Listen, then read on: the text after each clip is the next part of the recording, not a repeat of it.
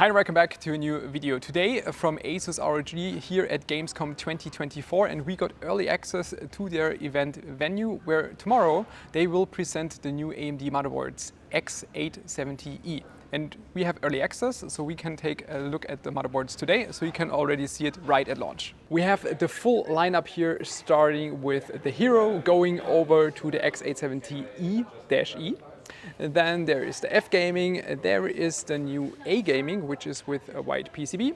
Then we have the I Gaming Mini ITX PCB, a new TUF motherboard, new Prime, and also the new ProArt motherboard.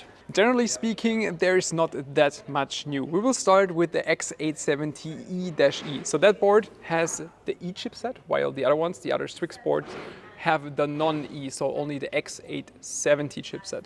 This board has the possibility to mount 3 M.2 SSDs in this area.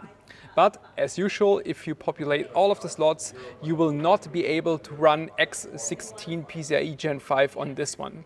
So what would be possible is like 4 lanes, 4 lanes, 4 lanes, and then X8, or like 4 lanes here, and then 16 lanes here. So that will be up for you to decide what you want to do. As usual for Gen 5, currently there's still no graphics cards available, so I think there's only very limited use for this feature. All of those boards come with the Q release on the M.2 slot. It's a bit tricky filming with the other hand, but you can see even with one hand, it's still doable if you want to. So if you think it's important for you to easily remove and install the M.2 device without any screws, that would be a feature for you. Personally, I think it's not that important, but you can let me know what you think about it. The Strix X870 A Gaming is exactly the same as the F Gaming, only that the PCB is basically white, not fully white, as you can see if I zoom in. There's still some silverish stripes across the PCB. Same goes for the heatsink. That's also something I criticized a little bit, because I would personally love to see a fully white motherboard. But they also pointed out that it's practically impossible to anodize your heatsink in a white color. So that's just technically not really possible. And painting the heatsink white would, have a negative or bad impact on the heat dissipation, on the performance. So that's why they decided to go for white areas where it's possible and still keep the functional parts of the heatsink with silver anodized. Now going over to the Strix X870 I Gaming, and by the name you can already judge that this is going to be a Mini ITX motherboard. And as usual, when I go to any kind of exhibitions, always have a screwdriver with me. Especially with this kind of motherboard, I always find it fascinating how many features they pack on such a dense space. So for example, I took away some of the heatsink parts, and then underneath here you can see that there is the chipset of the motherboard, cooled by this heatsink. And then we have basically an M.2 slot on the side, and there's a PCB, like an angled PCB adapter sitting on top, where you could place one M.2 SSD, and then this is going to act as the heatsink for this M.2 SSD, and it also contains another adapter for another M.2 SSD, which is then going to be cooled by this heatsink. I'm not sure if you already spotted this on the side, but there are 2 fans included in the I/O area of this motherboard. So there's the first one, tiny one, that is responsible for cooling both chipset and the M.2 SSDs that are located in the bottom area of the motherboard. And then there's another tiny one that is responsible for cooling of the VRM area. As a prime example, I will present the ProArt motherboard when it comes to the I/O shield area. And that's also, when you look at the other X870E motherboards, they will all have USB 4 connectors on the I/O area, as you can see it here. And what I like about the ProArt especially is that it comes with 10G network just out of the box. But again, compared to the previous board, there are not really big changes, and it's still a more subtle and more clean without RGB coming motherboard if you're just looking for a board packed with features. And that's also my general impression about X870 and X870E motherboards. They're not that entertaining. Even though they look nice, they have very cool technical features such as the Q slot quick release, which we will look at on the Hero motherboard in a second. But if you would ask yourself, am I going to buy the motherboard? Then probably only if you go maybe for Ryzen 9000 X3D, the upcoming CPUs, if you switch from an older platform. but going from, for example, X670 doesn't really make a lot of sense. Saved the most interesting board, at least to me personally, for the last bit. And the X870 Hero motherboard, just visually, is only a little bit different to the previous one. Looks a little bit more elegant. I personally like the heatsink on the bottom. Pretty nice with our GI. And the biggest feature, the biggest difference is the memory slot and the contact pins inside the memory slots. So traditionally, if you would zoom in on those memory slots, you would be able to see pins on the top of the memory slots, like right here. You would be able to see some pins, which you can't because they made the contact pins onto the memory stick pads shorter, quite a bit shorter, have them with higher mounting pressure onto the memory slot PCB.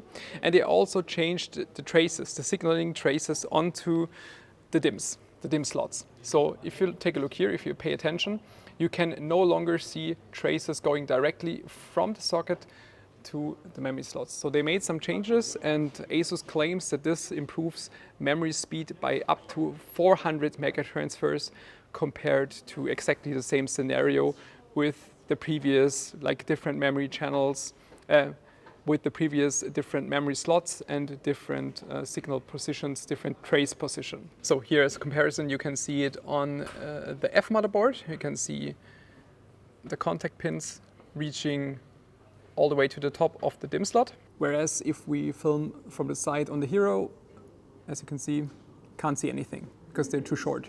ASUS ROG, this board is packed with those Q release features, so to make your life easier to install and remove devices more easily. So for example, here this heatsink, can remove it for access to this M.2 slot right here. And if you want to install a different one, so not an 80mm one, you could change the length as well. And also with this latch right here, you can remove the M.2 SSD if you want to. If you have it in place, simply put the heatsink on top, push it down, and should be installed. I'm pretty sure you're also familiar with the Q release slot feature, that they previously had such a button here. You could press down, it opens the slot. This functionality is still there, but basically fully integrated in the slot itself. So in the stock condition, it's always open. For installation, you just take your graphics card, put it into the slot, push it in, and you're done. And if you would try to remove it from the center, for example, here, can't pull it out. From this area, can't pull it out. But if I pull it out from the front, it's very easy to take it out. So that is a pretty cool mechanism for a quick and easy remove and installation of the graphics card. I also spotted that they changed the color of the EPS connectors, and first thought you might be like, why? Doesn't even make sense. Only makes it look gray and different from the rest, so it doesn't really match. That was my first thought as well. Then I asked why they changed the color, and they said that they got feedback from customers that, especially when they're first timers in building, it's sometimes not so easy to differentiate the 6+2 PCIe connector from the EPS connector, which makes sense. So they decided to give it a designated color for EPS. So if you buy an Asus ROG PSU, the top part, so the tip of the EPS connector, will also be gray. The outer part will still be black, so you can't really tell a difference once it's installed. But for installation, it will be just easier to see which connector is going to be EPS and which won't. In this area, Asus displays a very special 7900 XTX. This is a Warhammer 40K Space Marine 2 Special Edition. 7900 XTX. Only 20 pieces have been made, handmade, and unfortunately it's not going to be on sale. It's only going to be for a giveaway. So if you want to try your luck, you can find the link in the description. I will personally also try my luck, because I can tell you, if you can get a special card like this where only 20 pieces were made, should have significant collector's value. And if you're looking forward to maybe also try Warhammer 40K in Space Marine 2, the game is going to be released on September 9th. And if you buy a recent AMD CPU or GPU, there will also be the game available for free in a bundle. And also here, taking a look at the backplate, also pretty cool design. Even the mounting spring for the GPU in gold, same as the entire heatsink, also painted in gold. Personally, I would like to see more of those kind of special editions for the future, and hopefully maybe not only for giveaway, also for purchase. Come on, just make like 500 pieces. I just like unique things like this.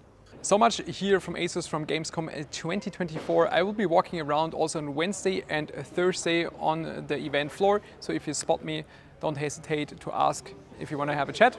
And I hope you enjoyed this video. See you next time. Bye bye.